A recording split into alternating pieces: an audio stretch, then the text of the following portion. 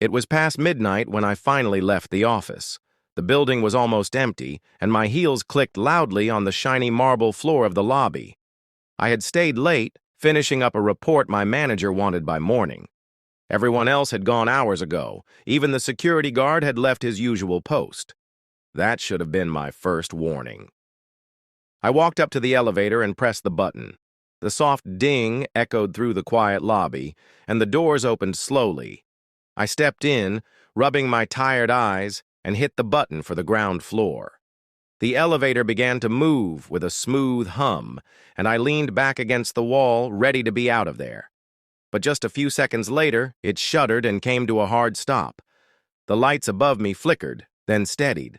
At first, I thought it was just a small hiccup.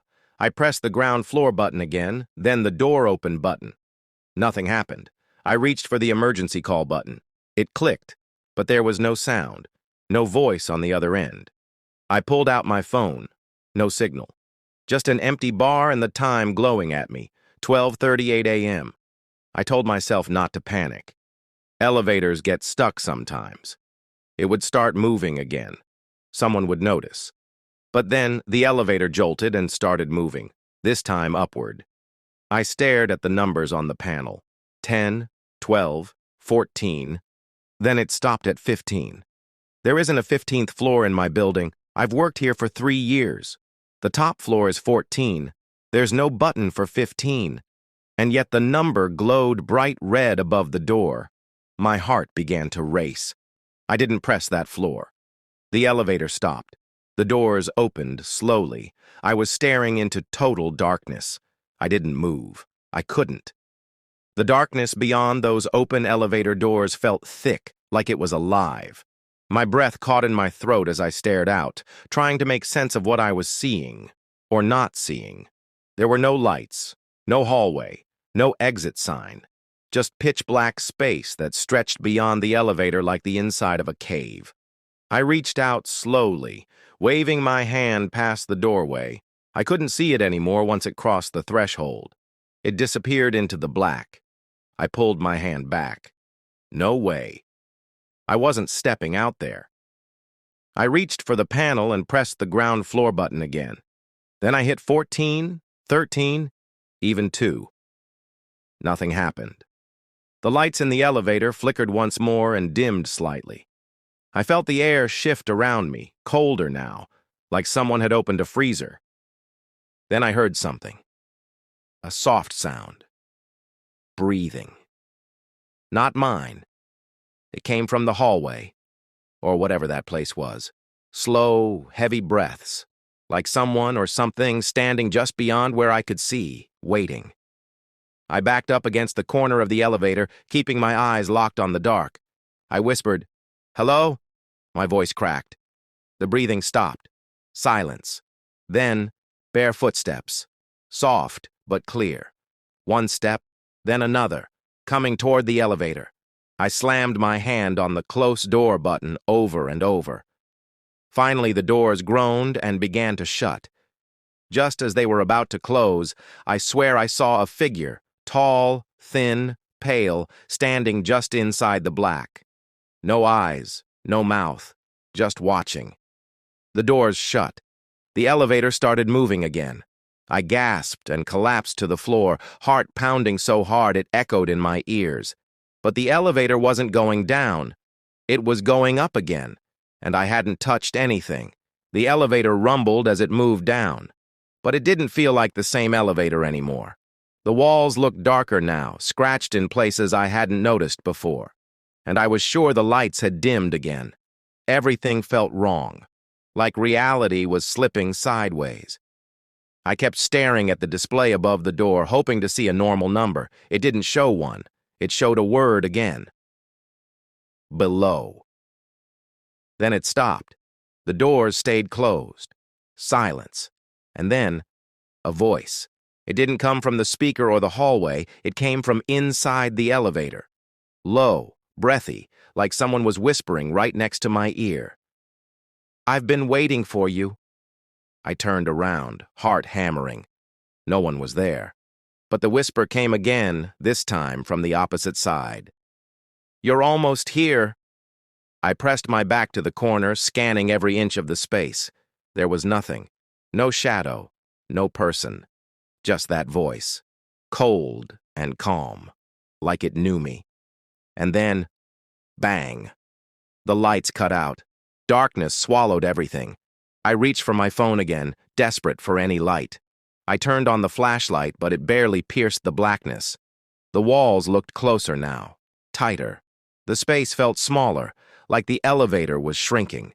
I reached out to touch the wall, and my fingers landed on something soft, not metal, flesh. I pulled back and screamed. The flashlight flickered, and for half a second I saw something in the reflection of the control panel. A face behind me, not mine, pale, hollow-eyed, grinning. I spun around. Nothing there.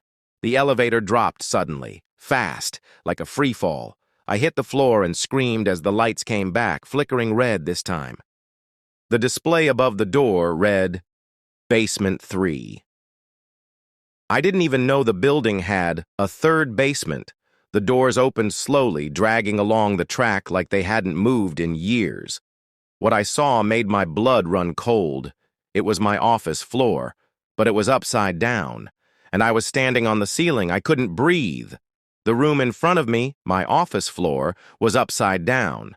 The desks and chairs, the cubicles, everything I'd worked in for years, hung from the ceiling, their legs pointing straight down. The floor, the real floor, was now the ceiling. I stepped forward, my shoes crunching against the shattered glass and debris that littered the ground, or what should have been the ground. I wanted to turn back to return to the elevator, but something deep inside, urged me to move forward. My hands were trembling as I took another step. The floor was so silent, too silent. The only sound was the soft creak of the building, like it was shifting, breathing. The air smelled stale, like something long dead, and I could taste the dust in the back of my throat. Then I heard it again, the voice. "This is where you belong." I spun around, my heart racing. The voice was different now, clearer. It wasn't whispering. It was speaking in a low, guttural tone, as if someone, or something, was right behind me. The darkness in the corners of the room seemed to grow larger, like it was swallowing the light. And then, the figure appeared. It stepped out from the shadows, tall, thin, and pale. Its features were warped, stretching unnaturally across its face. It had no eyes, no mouth, just a hollow face, staring directly at me with an eerie calmness. It tilted its head, then spoke again. "Welcome home." I backed away, my legs shaking beneath me. The elevator, the only escape I had left, stood behind me now, its doors wide open. But I couldn't run. I couldn't move. The figure took a slow step toward me. I wanted to scream, to run, to do anything. But my body wouldn't respond. It was like I was frozen in place, trapped in a nightmare I couldn't wake up from. "Please," I whispered, my voice shaking. "What do you want from me?" It didn't answer. Instead, it raised a hand, and with a single motion, the entire building around me began to crack. The walls split open, the ceiling shattered, and the floor beneath me began to crumble piece by piece. Everything was falling apart, but the figure stood still, watching me with that hollow gaze. The elevator doors slammed shut behind me. I woke up. I gasped for air, my body drenched in sweat. My phone alarm blared in the background, and I realized it was morning. I was back in my bed, safe. At least I thought so. I sat up, shaking, trying to steady my breath. But then I heard it, the familiar sound of an elevator bell dinging softly in the distance. And I remembered. The building had no 15th floor. But I had been there. I had seen it. And I knew deep down that the elevator was waiting for me again.